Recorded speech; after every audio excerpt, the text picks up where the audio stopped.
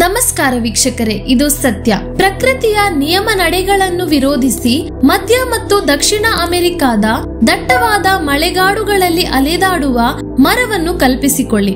ನಮ್ಮೆಲ್ಲರಿಗೂ ತಿಳಿದಿರುವಂತೆ ಮರಗಳು ಆಳವಾದ ಬೇರುಗಳಿಂದಾಗಿ ಸಾಕಷ್ಟು ಸ್ಥಿರವಾಗಿರುತ್ತವೆ. ಆದರೆ ಇದಕ್ಕೆ ವಿರುದ್ಧವಾಗಿ ವಾಕಿಂಗ್ ಪಾಮ್ ಎಂದು ಹೆಸರಿಸಲಾದ ಸಾಕ್ರೇರಿಯಾ ಎಕ್ಸೊರೈಸಾ ಸೂರ್ಯನ ಬೆಳಕಿನ ಕಡೆಗೆ ಬೇರುಗಳನ್ನು ಬೆಳೆಸಿ ಹಳೆಯ ಬೇರುಗಳನ್ನು ತ್ಯಜಿಸುವ ಮೂಲಕ ಕಾಡಿನಲ್ಲಿ ಉದ್ದೇಶಪೂರ್ವಕವಾಗಿ ಸಂಚಾರ ಮಾಡುತ್ತದೆ.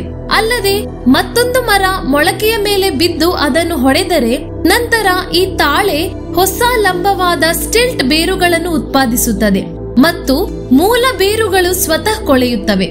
ಮರದ ಚಲನೆಯು ನಿಧಾನವಾಗಿದ್ದರೂ ದಿನಕ್ಕೆ ಕೇವಲ 2 ರಿಂದ 3 ಸೆಂಟಿಮೀಟರ್ಗಳಷ್ಟು ಚಲನೆಯಲ್ಲಿರುವ ಮರದ ಕಲ್ಪನೆಯು ಪ್ರಕೃತಿಯ ರಹಸ್ಯಗಳ ಬಗ್ಗೆ ನಮ್ಮನ್ನು ನಿಜಕ್ಕೂ ವಿಸ್ಮಯಗೊಳಿಸುತ್ತದೆ.